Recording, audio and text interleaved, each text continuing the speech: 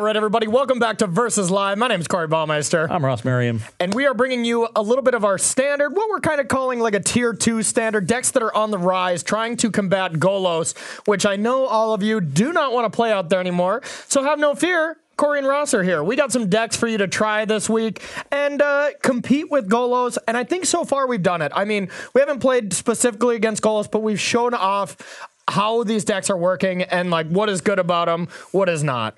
Before we get into what our third match is, don't forget we are sponsored by StarCityGames.com and Carnox Chairs. If you want to head over and be as comfy and cool as us, unfortunately not Dan. I mean, his stool, you cannot buy at Carnox.com. It is way too low quality. There's now 12 nails in the stool. It's even smaller than it was before. Yeah.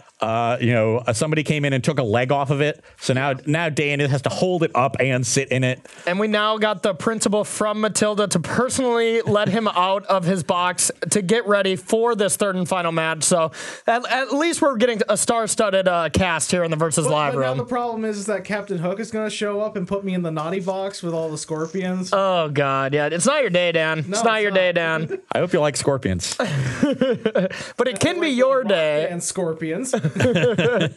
It's not Dan's day, but it could be your day if you head over to carnox.com/SCG. Get 10% off one of these beautiful gaming chairs. Boom. Done it. Did it. So what we're going to be playing now is what I would say would be my favorite or my second favorite deck heading into the metagame. I'm a big fan of this Green-Black Adventures deck. I want to continue to be tuning it, continue to be playing it. But what I'm also very interested is more haste creatures in the form of Skargan Hellkite and Questing Beast. I'm just playing a Gruul beatdown deck that goes over the top of Golos all entirely with these creatures as well as just having an aggressive curve with decent removal. The reason why I don't like this as much is because red removal is notoriously much worse than black removal. You get Murderous Rider versus like Bone Crusher Giant and stuff. So Bone Crusher Giant's a really good card. Don't get me wrong, but you gotta there's a clear hole, and it's a little awkward because the Gruul decks don't have as low of a curve as mono red. Yeah. So they really want to be playing Shock to help fill those holes in their curve. Yeah. And Shock just sits right on top of Stomp, which ends up being a problem. I know this is actually the deck that my teammate Brennan DeCandio played last weekend. Oh, really? Okay. Yeah. His version's a little bit different. He did not like Pelt Collector. He actually cut it. Really? And he loves District Guide more than any human ever should. Gross. So he played some District Guides, which helped the mana quite a bit, which I actually liked them in small numbers. He likes a little bit too much. I thought Pelt Collector was insane in this deck, though. Yeah, he wasn't a fan of it. When I do team events, I just let my teammates go off and do their thing, and I trust them to do it. Yeah. But I know I like the curve of Gruul Spellbreaker, Questing Beast, Skargan Hellkite. Yeah. You're just haste creature, Yeah. getting in all this damage, and then Embercleave is really good for him. A card that can just end games really quickly. You cast it for 4 mana usually, and he usually ends up dealing 5 damage, and Well, I mean, it's a 2-card combo with Questing Beast and Embercleave. You just play Questing Beast and then next turn Embercleave it. And for those of you who don't know how Trample and Death Touch work, it's disgusting. Yes. And when you add First Strike in there, it's more disgusting. You used to have to assign, because Death Touch used to be a triggered ability. Yeah. You used to have to assign what would technically be lethal. Equal to the creature's toughness. Now that it's a static ability, all Death Touch means is that 1 is lethal damage. Yeah. So you assign 1 to the blocking creature, everything else goes over. 1 tier 7/7 Beanstalk Giant, 9 to the dome. Doesn't matter how big the creature is, it takes 1, you take everything else. So yeah, really nice combo there. And then, usually you'll put your Embercleave in the creature and then they'll have the removal spell if you're a creature. But you've got a bunch of 2-power haste creatures. There's a lot of, let's play Robber the Rich, you can play Zartok Goblin, and so you usually have about 5 mana. You can play your 2-power haste creature, equip Embercleave, and get it a nice quick 6 damage that way. So there was a lot to like about this deck. It's a little underpowered once you get into any sort of attrition game. You do need to be an aggro deck and end the game quickly. Agreed. Or hope for some good top decks. Yeah, you don't get the value like you do with Green-Black. You know? But the creatures are really powerful when you curve out. Yep. I like it. What do you got for us? I will be playing another deck that wants to curve out, but a little bit faster than you do, actually. Yeah. This is Selesnya Adventures. I believe this is Erin Barrett's list that she took to the title in the Standard Classic. Yep. And originally created by Reed Duke in the MPL split, where he lost to Peter Glukowski's Green-Black Adventure deck, ironically. So we're really, we're taking our cues from the old White Weenie decks. This is a Veteran Deluxodon deck, but it uses Edgewall Innkeeper really well to keep that gas flowing so that you don't end up with just a board of a couple 1/1s. It just keeps coming. You keep finding extra Loxodons, even make extra land drops so that you can cast Flourish and overrun that way. Maybe get Tristani. And things like that. So Edgewall Innkeeper plays really well in a deck that wants to create this critical mass. Yeah. Because you just generate so much card advantage to do so. So I really like the synergies going on here. Some of the cheap creatures, they're not great, but Fairy Godmother is a nice little flyer. Sometimes you get to jump a Lovestruck Beast or a Venerated Loxodon and get in a good chunk of damage that way too. So you can sort of get reach in that sense. So the cards are functional. Your Giant Killer can kill a Questing Beast and go from there. So it's expensive, but I mean it can do its job. Yeah, it'll do it. So no, I like it. And this match, we do have the marbles on the line here. Since we are 1-1, you beat me in the first match with the red battle, and then I was able to go on a quest to victory in round 2, and we'll see. Now the adventurers will continue their winning ways, and I'll get the marbles. I would probably put the advantage on you. That green-white deck is quite good, I have to say. Well, this was a good start as the opening card in my hand. The rest of my hand is not very good. Yeah, same. My hand is heinous. My hand is absolutely heinous. Everything in my hand costs $1 billion. This is not how I would expect this deck to play out, but I'm now thinking about what this curve looks like, and it's not the worst. So I think I'm actually going to keep this. And for me, especially knowing the matchup, this hand is just quite slow. I mean, Domri's Ambush, if this was a shock, I would honestly consider it, but this is all my top end batched together to 1. And you don't need a ton of cards to win with a beatdown. You just need a nice curve. So we're going to ship this one back and take a nice little question from Dan the Man. So I don't have any questions lined up. However, just so you guys know and everyone in chat knows, I have been posting a link to a straw poll about our news that happened yesterday in regards to the banned and restricted announcement of no changes. Yeah. So here's where we stand right now. With the 5 options, we have a tie between the top 2. This should be good. Nothing. Okay. And Field of the Dead. Yep. I think those are the considerations. Nothing else is really on the power level of needing a ban. All right, so this hand is a keep here. I'll touch on that point for a second and give my opinion. It's week 2, people. It's week 2, okay? There is so many new cards. Do some exploring. Go on an adventure yourself and do yourself a favor and go on Arena and say, all cards. Open it up to all cards and look through them. Look at something that might be good. Here's the thing. I don't blame the people that voted Field of the Dead. Do you know how hard it is to get rid of Field of the Dead? I agree. Field of the Dead is a little oppressive, and it might be too good, and I might change my tune on that and say that we need a ban later. But for now, it's too early to tell. It would be a mistake for them to ban something this early with a Mythic Championship coming up when these players have already been testing with this deck. It's not the right time for a ban now, personally, although I despise Golos. I'll say it. I despise it. I hate playing against it. The games are long. The viewing experience is kind of bad when it's just Golos mirrors and stuff like that. But I think Golos keeps certain decks in check, and if it can be put into a rock, paper, scissors kind of formula where it beats a deck but loses to another deck, then it's fine in the metagame. If it is, rock, paper, scissors and Golos is, Thunderstorm to beat all the rock, paper, and scissors, then we have a problem if it's that good. But for now, it's just too soon to tell. Yeah. I know, Dan, you noted how difficult it is to get rid of Field of the Dead.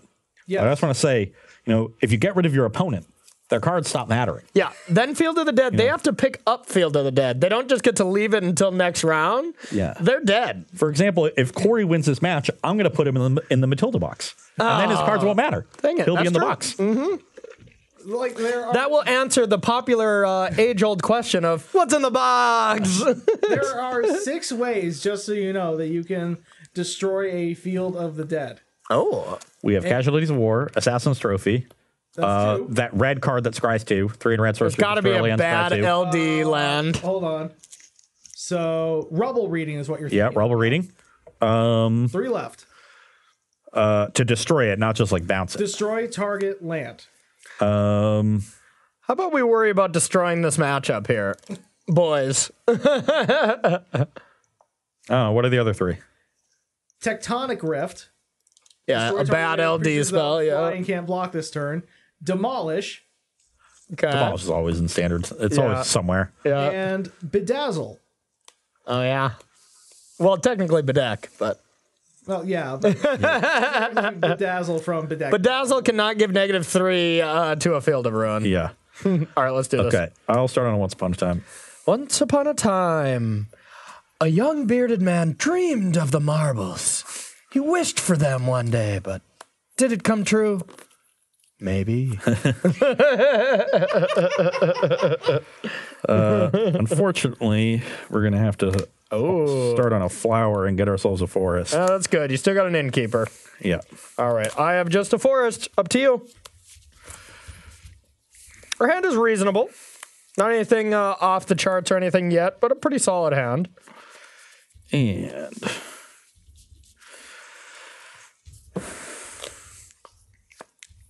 that was the worst possible. Nice. This is just going to be my life in this format whenever I try to play this card, isn't it? Do you just draw words Once Upon a Time? No. Can neither. Hey, I did that literally last round. Okay, let's get another forest, and then I think I will just get a Shaheen. I don't want to get my Edgeball Innkeeper stomped. Yeah, good call. So let's just get a Shaheen and send that. We can let Shaheen get stomped all day. That's fine. Yes, that's perfectly fine. 100% in for that. All right. I'm going to take you down to the Paradise Druid. For the grass is green and the druids have hexproofs. Yeah, still not blocking Shaheen. I can. It has text to block. You do you. But I'm never trading down to Shaheen Sarani, so. Yeah. Sorry, Shaheen. You know I love you. Ugh, Did you draw another Once Upon a Time? Because that would be gas.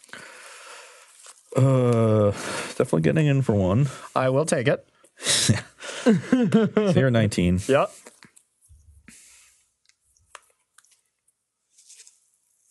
Yeah, we're not going to have too many decision trees from the Gruul side. The Gruul side does what it does best. Smash face. Just going to use my mana. I want to be a bit aggressive in this matchup because Corey's creatures are quite large. Okay. I'm declining some value there, which is not the best, but... That was a pretty good play there. Not too much we can do. We have 2 cards we can play here, and I think I lean on playing this since Lovestruck Beast is going to... Well, actually, Lovestruck Beast is just kind of a pain right now. Difficult card for Gruul decks to answer with your damage-based removal. Yeah, so we're just going to go with Questing Beast, and we're actually going to attack. We're going to threaten the trade, because if you do have Giant Killer, then it's pretty awkward for me to just hold back and hope to block, so... I do not have Giant Killer, so we were going to trade because... Ah, you have a Giant Killer. Yeah. You just killed my Giant. All right, your turn.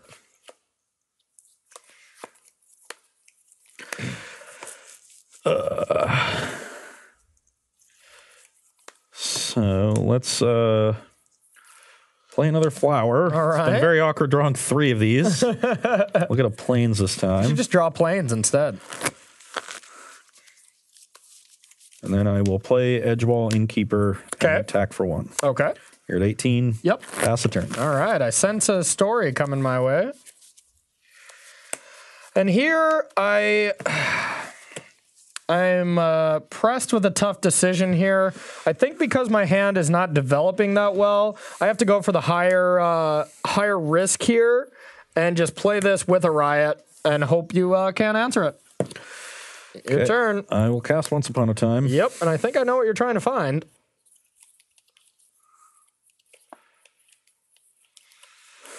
Did not find it. Yay!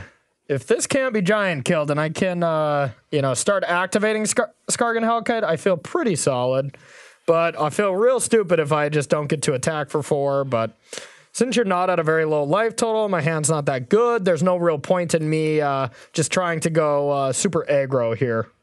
We're going to, as Teferi would say, slow things down. How are your cards? Not great. Good.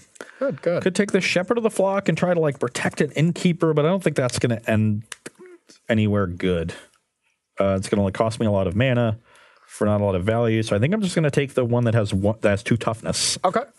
Nice. That's a good way to fight the good fight. Actually. So, let me check, make sure I have the numbers right. So we have, do we have any Conclave Tribunals in the main? I don't think so. I guess that's a different list than the one I've played. So you just have Giant Killers? Man, do I not even have Giant Killer either? I just have no way to deal with this? Oh, sweet. Okay, well, if that's the case, then I'm going to need to find a Venerated Loxodon very quickly. Yeah. And so that means I'm going to play Fairy Guide. I'm going to find Fairy Guide. I'm going to say, if that's the case, just scoop them up. That's going to be a problem. A 5/5 dragon that can kill all your little creatures is a problem? Okay, let's play another Innkeeper. Okay, now you kind of get to go off. Guide Mother and draw 2. Yep. Let's play Guide Mother and draw 2. Okay. And Loxodon would be quite overpowering here. Let's play a land for turn and play a Loxodon. Okay. So that will shut down your ability to deal with my battlefield very efficiently. If I want to spend 4 mana to deal with 1 creature. Seems insanely good right now. Yeah, that was a good sequence for me. Yeah, nice. Pass the turn. Nice, nice, nice. All right. Kind of went off. We did not draw basically anything here. Our hand is just so bad. I think we have to leave this Hellkite back for sure. I mean, we are not pressuring enough. Now it comes down to, do we want to deal with an Innkeeper right now to stop the value? And I think the answer is yes. So we'll kill one of those. Pass to you. And step, we'll play another Once Upon a Time. I had 2 in my opening hand, and then I drew the third. Of course, yeah. Just looking for adventure creatures. And we had 4 lands into adventure creatures, so that was good. Yeah, you're just going to be going super wide on me here. Eventually, I mean, Skargan Hellkite will take over the game at some point, but it's not a fast clock, that's for sure. Yeah, that's true. We have another Innkeeper, too, so that's kind of cool. We'll play a Flaxen Intruder and draw 2. Okay. We're just seeing the power of Innkeeper here. Loxodon is what kept it out of range, but Innkeeper is what facilitated this. Then I will play Lovestruck Beast to draw 2. Okay. Then I will... so 1, 2, 3, 4, 5. Jesus. Loxodon with those. All right. This is disgusting. I miss Golos board states. And...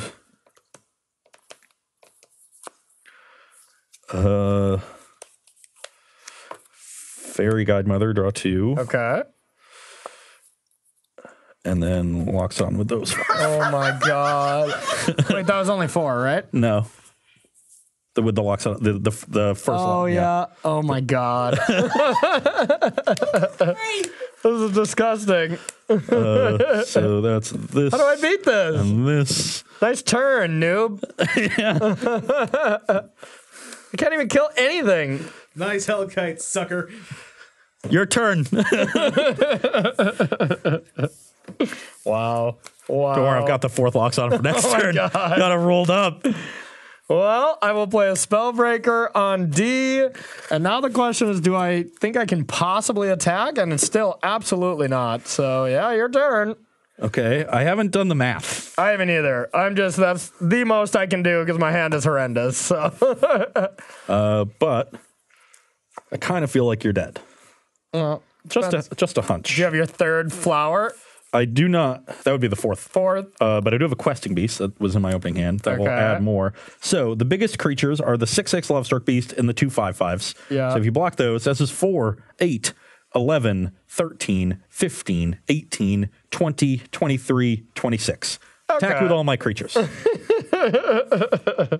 You can kill the 2/2 here, but that's still 24, and I would just bounce it to my hand, then recast the Innkeeper, then cast the Shepherd, and then draw 2 cards. Wait, where are you going? Yeah. That was unreal. That was unreal. That deck looked disgusting. Look at how many. Do you need help with those dice? That was busted. That was busted. I thought for sure with not having an answer to Hellkite, I thought for sure I was going to run away with that. Yeah, I had a really... and even with my hand being bad. Like, I spent a lot of mana on the early turn setting up, casting Once Upon a Time on turn 3, casting 3 flowers to get my mana set up. But once you didn't have an answer to that first Innkeeper, like I just cast 5 spells a turn on turns 4 and 5 and made 30 power. 40 power even. So it was just like once the synergies got going, I ran away a lot faster than Forked Bolt every turn for 4 mana. Yeah. No, I mean, that was impressive. So I would say... so you had a 1/1 in your hand, right? I couldn't attack with the Lovestruck Beast. You're right. That was still... I was not going to win. Yeah. I was dead. Yeah. Just pretend I bounced the 2/2 Innkeeper. Well, you could kill it in response. But then your Paradise Druid would be tapped, and so that's 1 less blocker anyway. Yeah. So that's fine. I was dead over the course of 2 turns. Just pretend I bounced the 2/2. There's no way he was winning that game. No. Well, we're running a little short on time here, so we are going to go ahead to the sideboard here, get the remainder of our matches going here, and see if I can have any tools on my board to deal with that disgusting amount of creatures. Stay tuned. All right, everybody, welcome to sideboarding here in our third and final match here with Gruul versus Selesnya tokens over there. And that was a handily beating I just received from green-white tokens. So we're going to pivot here a little bit, and we're going to take out some of our clunkier spells that kind of go over the top and kind of scream out like I need to kill my opponent in a Golos world. Something like Embercleave, Domri's Ambush, Domri, the Planeswalker, and a couple of Once Upon a Times for just kill stuff. I want to kill stuff, plain and simple. Not too much to explain. I want to flame sweep that board. Flame sweep would have been insane there. Shock to deal with early Innkeepers. You would have never gained your traction. And then Lava Coil can actually deal with Loxodon, so I think it's going to be quite good. And Questing Beast, so, exactly. No, I agree. I think if you have this cheap removal and you stop me from getting off the ground, then when you play that Skargan Hellkite and make it a 5/5, it'll dominate the battlefield. Exactly, yeah. So that's really important. When you weren't able to do that, I quickly outpaced what the dragon was going to do. So you're going to set yourself up to just take over with your bigger creatures, make sure my synergies don't come together. On my side, I'm going to bring in a couple tribunals so I can deal with the bigger creatures. I've got a Tristani, which is a nice card against against your removal, and then an Unbreakable formation, which is also good. It'll either like stop a flame sweep, protect a creature, or if I've been able to establish a battlefield, create a really big attack, casting it on the main phase. Even like 3 creatures, if you can get that going, get an attack phase in, they get better stats. I think that's pretty good. So. The Knight of Autumn here is rather poor. Gideon not doing a lot of blocking and is very vulnerable to Questing Beast. On the draw, super bad. So I think these are easy cuts. I'm going to turn 1 Once Upon a Time because I just don't have a lot of time to be casting the card, so I don't want to draw them in large numbers. And then I'm trimming 1 cheap creature, and I think Flaxen Intruder is the worst one here. It just...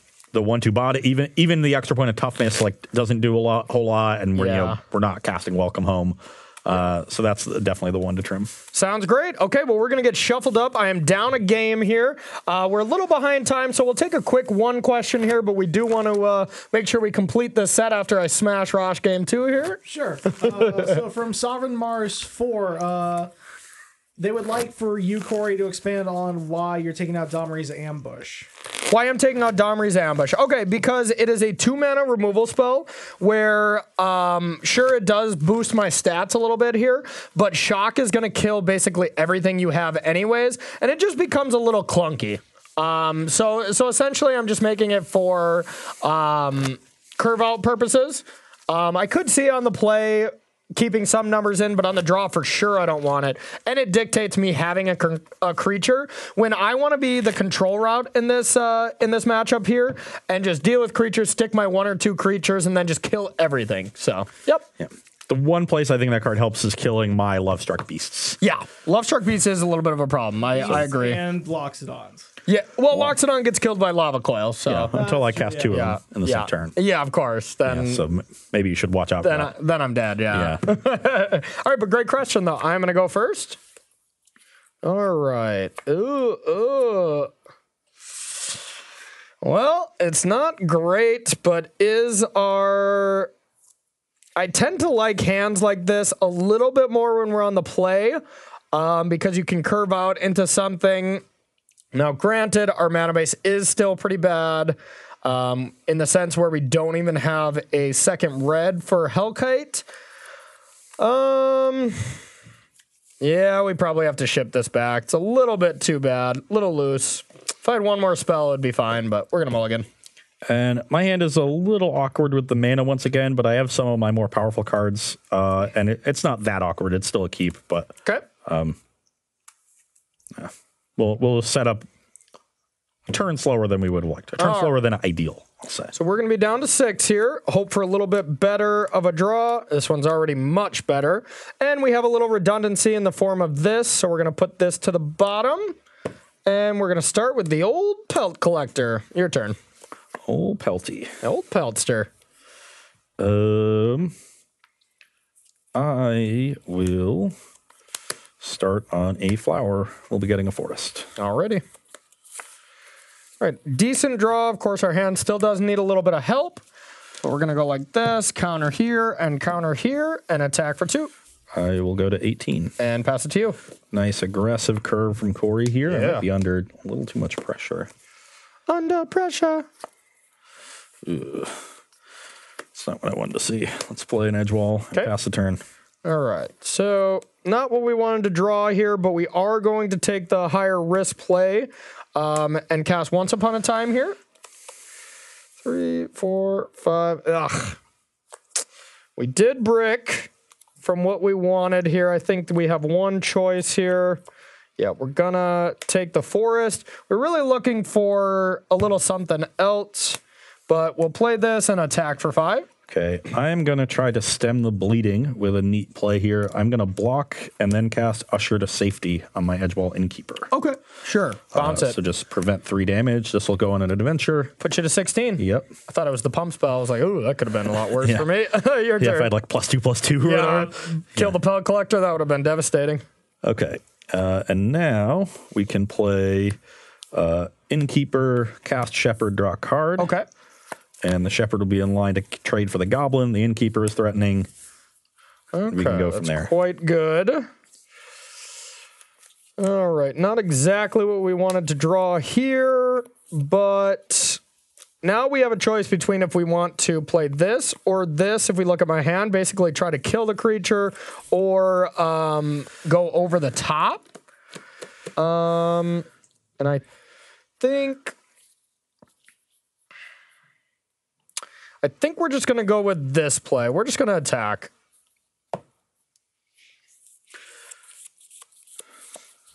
It's a bit of a unique line here, but... Why is the Pellet Collector not attacking? That's a weird. I feel like he wants me to block, so I'm going to take 3. Okay.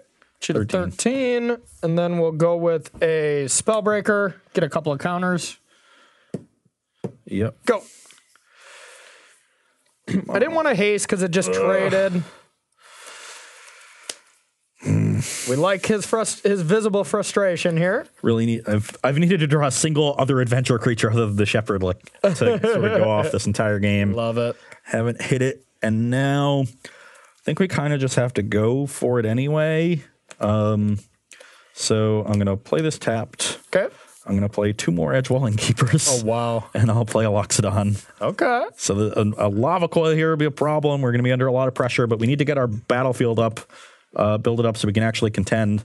And we're not going to take lethal, at least. At least it's unlikely that we do. It's quite a good draw. We did have a nice draw ourselves. So we would have liked to land as well here, be able to do something a little better, but we did draw a Lava Coil, so not bad. All right, we'll attack for 10. I go to 3. All right, your turn. 3 is not 2. That is correct. Astute observation.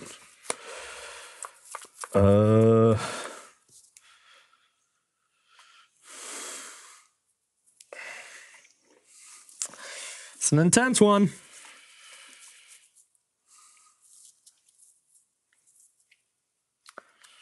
We're hoping you do not have an adventure card because, oh God, is that just so much value. Yeah. We've gone past the point of trying to deal with that. Now we want a flame sweep. Whisk all these innkeepers back to their inn.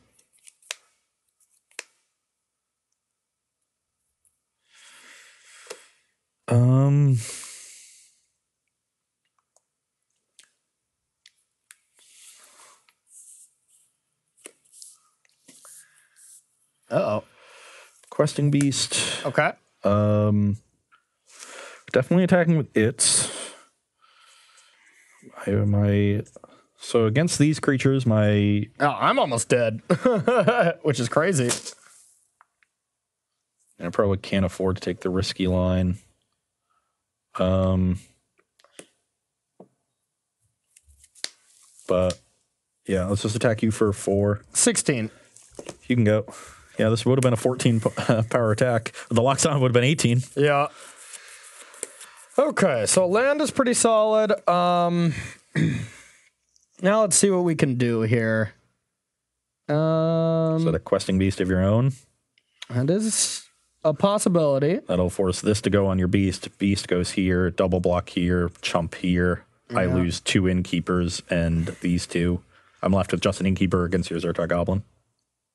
And that's pretty reasonable. Yeah, I think Ross just made my play for me. Yeah, we're going to do that. So this triggers up. We're going to get in there. Oh, that does trigger up too. Yep. In that case, I would probably double block this and jump here. So you'd be left with a 4/4 Pelt Collector. Oh, but it has trample. It does have trample. I guess that's still fine. I think I'm still making that play. Because there's no way we can die because Ross does have to play defense enough here. These both have trample. I want to... This here, I think, that's an easy is the obvious one. Yeah, the issue is that both of these have trample, which is awkward. But I need to leave myself with an innkeeper. Don't think I'm winning this game. That lava coil was a good draw. Was critical. But if I drew the land, I would have got questing beast as well, which I think arguably would have been better. Yeah, it would have been virtually the same. Essentially, a little bit better for a follow up because you could like lava coil plus something else. Yeah, if they came in the other order. Okay, so if this is how I have to do it, then we want to leave the Pelt Collector around. So yeah, let's go to 1. Okay. All right. So I'm dead to a lot of stuff. Innkeeper, this or you. Your Pelt Collector will stick around. These 2 survive. No, or you I double block out. Okay, gotcha. All right, so these all die. Pelt Collector sticks around. You go to 1. Yep. Your turn. Dead to a lot of cards, but I do... Yeah, but you did what you did. Another land. I do have a Conclave Tribunal. Okay. And then we'll attack for 2. All right, 14. You can go. Can't play around a haste creature that I'm chump blocking. I'm sure. Face. Just drew a lot of lands there and 3 innkeepers. Yeah, you just needed a little bit of an adventure with your innkeepers, and you would have been pretty set. Yeah. A single adventure card I think would have set everything off, and I would have been in good shape. But now, Ross, what is better than a good old game 3 for the marbles in round 3? I can't think of a thing. Can you, chat? I could think of one thing that would have been better. Oh, yeah? Yeah. You're right. Me just winning it outright and we being done by now.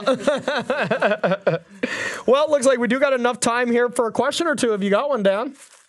All right. Let's see. Big Daddy D, 1994. The Gruul deck doesn't seem very good. It is actually favored versus Golos. It just makes the point that Golos decks aren't actually that strong, and all you have to do to beat them is play the board early and kill them before they start casting anything relevant. Yeah, but that's turn 4. Yeah. You know? Yeah, I don't know. Saying the Golos decks is not good is definitely a stretch here, because the Golos decks are unbelievably resilient, and they're fast.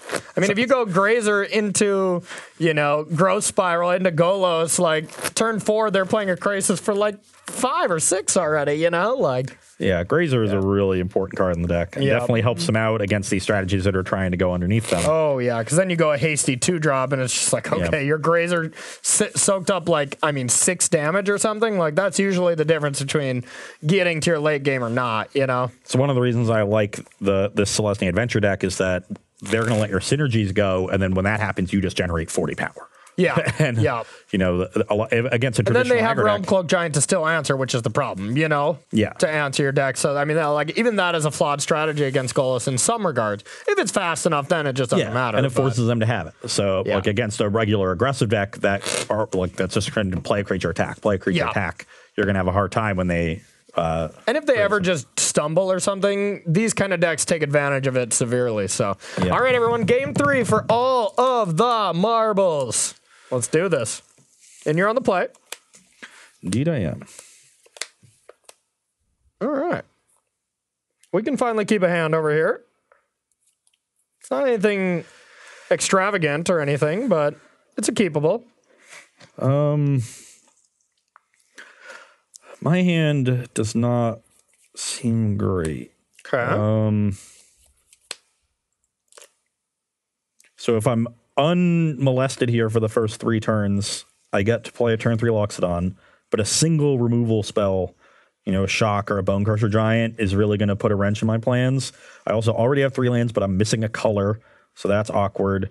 And I don't have, Innkeeper or Once Upon a Time to dig for it, so I think this is a mulligan. Okay. And we look at my hand, I think, it's just a clear keep. Nothing really special to say about it. Gruul doesn't really have these now I can do this sick line of play. It's like, I don't know, I play creatures, I attack. Yeah.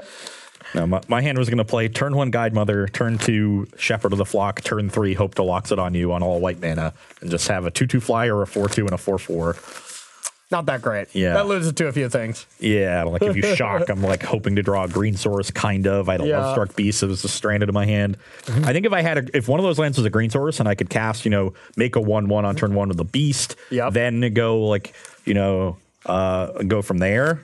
Then it's a lot different because I've got a 5/5 on turn 3. It probably locks it on you on turn 4. And I've generated some value, but without a green source. Well, while Ross is shuffling up, we're going to mix this up a bit. I got a question for you, chat. Which deck out of the decks that we've played so far today do you like the most? Either type it in chat, or if we have the possibility, a straw poll would probably take too much time. It'll probably take too much time. But, just type it in chat. See which one of our 6 decks so far do you like the best? I'm just generally curious. Uh-oh. This is just 5 lands and 2 horrible 1-drops, including what is probably the worst card in our deck. So, can't keep that one. The 5 chant worked? Yep.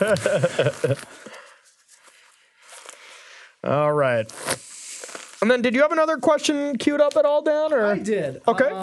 From Rain Vorland, what are your Throne of Eldraine pet cards? So, cards that probably don't see a lot of play, but you still like regardless, just because they seem really cool. Sure. And I guess this would all come down to our early brews, and for me it would be Lochmar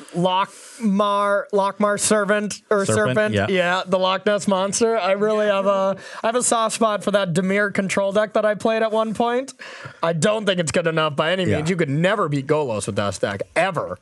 And then I would say Doom Foretold as well. It's not seeing a lot of play now, but I did love that deck. But. I'm going to have to say Ironcrag Pyromancer. Ooh, good answer. Just drawing extra cards. Good answer. I think my favorite deck I played during preview season was that Grixis Reanimator deck. And I mean, you are Izzet Phoenix, so, Honestly, does Golos answer Drakaseth? When you just turn 5 Drakaseth, if they don't have Wrath of God, which might not even be good against your board, and then it's still in your graveyard to bond it later, they might just die. Maybe. That card's, that deck is already such a loose cannon, such a glass cannon here. The rest of your deck doesn't seem that good against them, but bonding a Drakaseth seems good. Granted, that seems pretty good against most decks. That's true. Okay, right. well,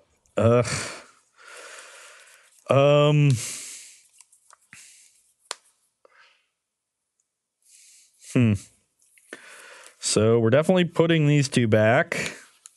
And I think just in case we draw Innkeeper, or Once Upon a Time, I'm going to start on Temple Guard and go. Okay.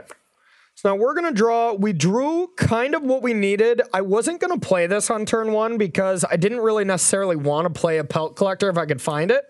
But we drew the land to make it so we don't have to Once Upon a Time for a land. So we'll do it now. So then if we do draw a Pelt Collector, then it's not bad. And if we take a peek here, we already have that 1 card.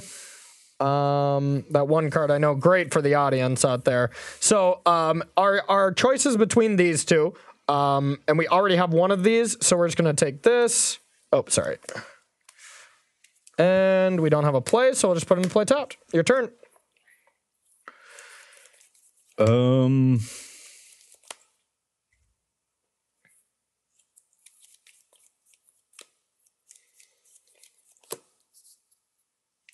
I will cast a 3/1 creature. All right. Pass the turn. Love it. Love it. I will cast a 3/3 creature. Your turn.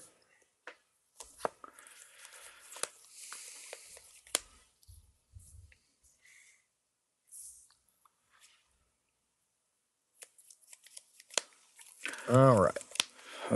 Do I attack? Probably. Attack. Now, I do like controlling boards when Loxodon is a possibility, but here I would rather just keep my 3/3, so I'll go to 17.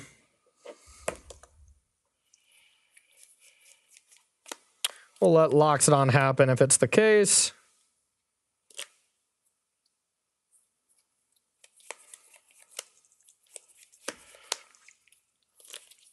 Make a Shaheen. Okay. Pass the turn. All right. See if we get Flame Swept here for 2 creatures. Flame Sweep is an option. If I were to have it, it wouldn't be bad. It would stop a Loxodon turn. Loxodon isn't the most terrifying at the moment, but it is definitely still relevant. So we are going to get in there for 3. 17 all. All right, and we're just going to play a Spellbreaker. 4/4. Your turn. We're just going to try to play bigger creatures and outclass Ross's creatures a bit.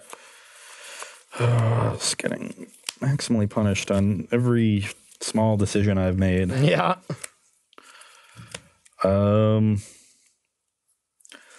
Okay. I am going to play a Flaxen Intruder and Loxodon these. it. Okay. I'm wondering if I'm supposed to keep the Shaheen as a 1/1 so my Lovestruck Beast can attack, but it's going to be a while before it attacks anyway. That makes sense. So I don't think I should. Okay. Okay. Pass the turn. All right. We'll check the Zertok Goblin and potentially trade with Spellbreaker unless there's a Lava Coil. All right. Yeah, this is scary. You do got a lot of power. Now the question is, do I want to start getting a little more aggressive here? Problem is I am out of cards. Yeah, out of cards is a problem.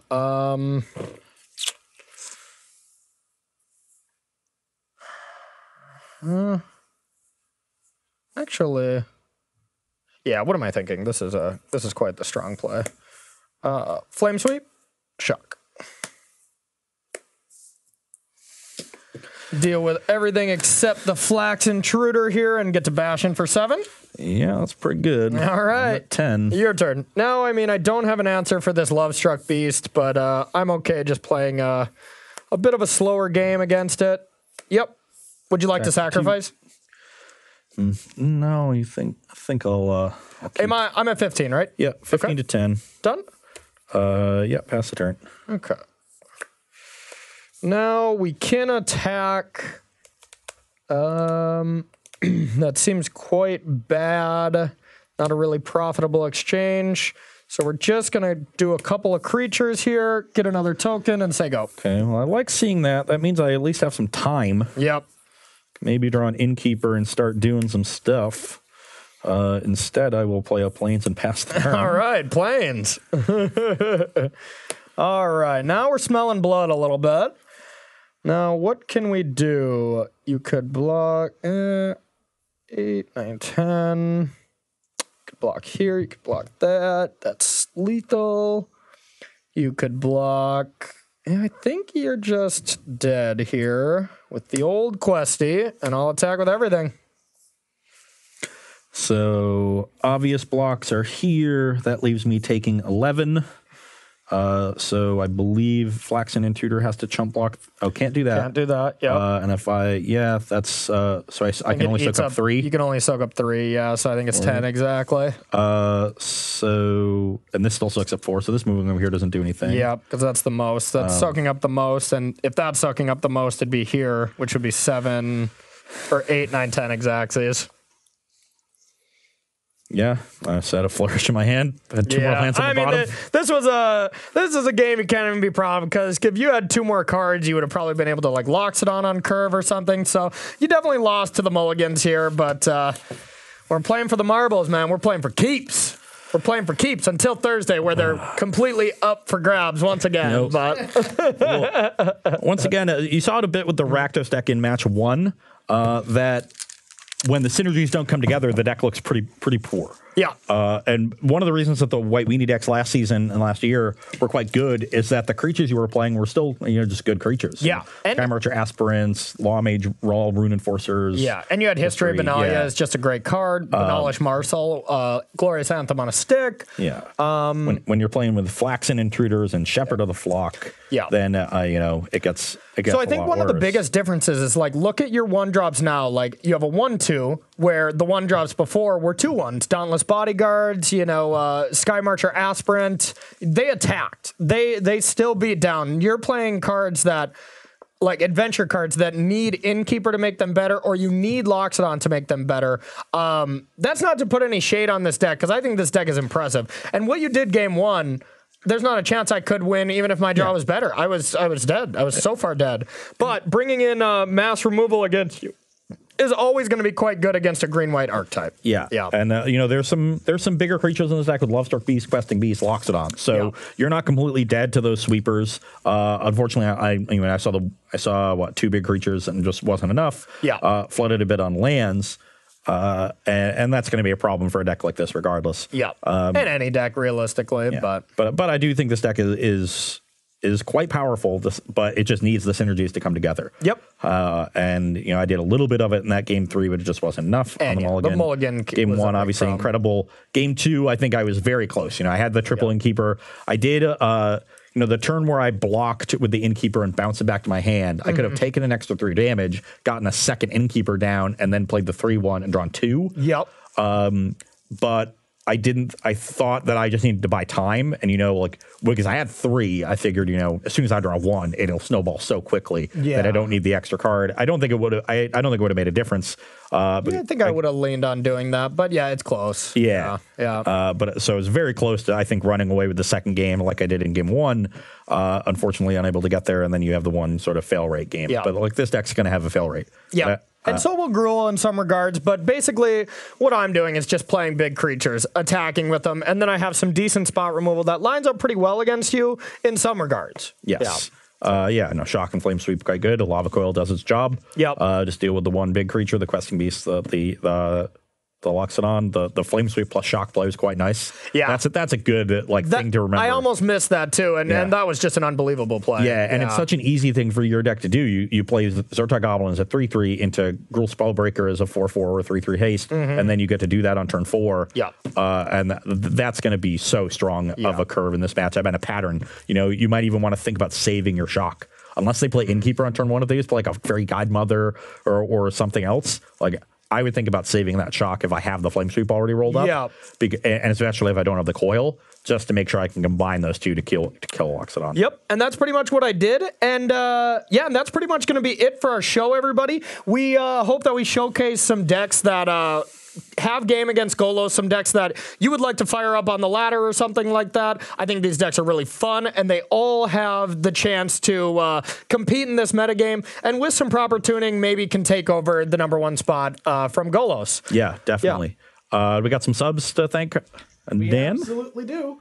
So we have Zephyrus LOL with a Prime sub, new subscriber. Wolfman1776 with a resub for 8 months.